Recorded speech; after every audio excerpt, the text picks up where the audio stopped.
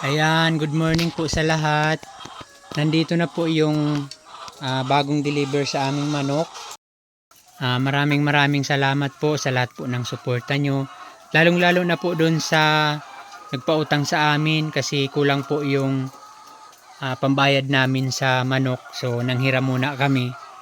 Kasi nagmahal na po ngayon yung piraso ng manok kaya kulang po yung budget namin, naghiram po kami ng pangdagdag. Kaya shout out po sa iyo. Hindi ko na po babanggitin kung ano po yung pangalan mo kasi baka utangan ka din ng iba. Pero maraming salamat.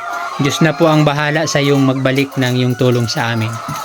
Pero babayaran ka po namin baka isipin mo ay hindi ka po namin babayaran at nagpapasalamat ako sa iyo ng ganito. Kung ano po yung date na sinabi namin ay bibigay po namin sa iyo. Actually, kagabi lang po yan dumating at hindi pa po sila pwedeng pakainin sa ngayon kaya tubig lang po muna yung iniinom nila na may gamot.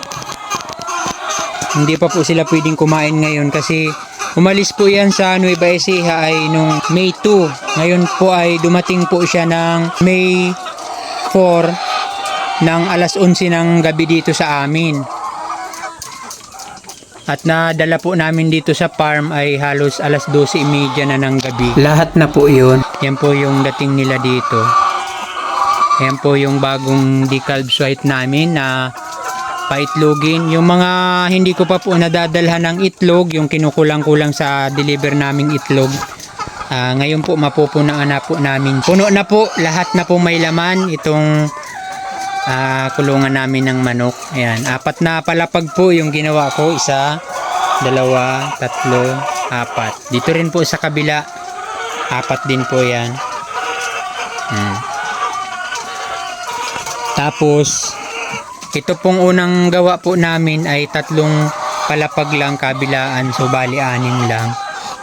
Ayan, ang kain pa po niyan ay mamaya pa pong hapon. Bawal pa po silang kumain, gamot lang pong may tubig lang pong may gamot ang tinitake nila sa ngayon kasi dumaan po sila ng stress at matinding gutom kasi umalis po yan sa Nueva Ecija ay May 2, dumating po dito ng May 4 ng alas 11 ng gabi hanggang sa nadala po namin dito sa aming farm ay umabot po ng alas 12:30. Tapos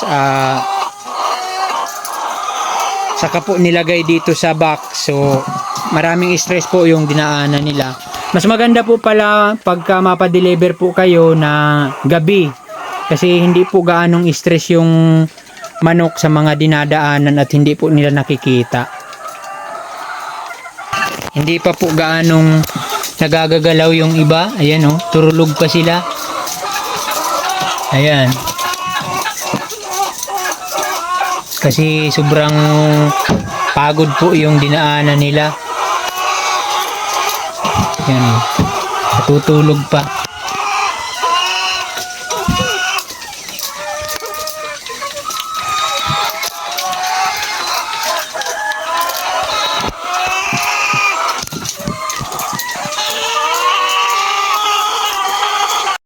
So hanggang dito na lang po yung aking video. Maraming salamat po sa inyong lahat. More power po. God bless.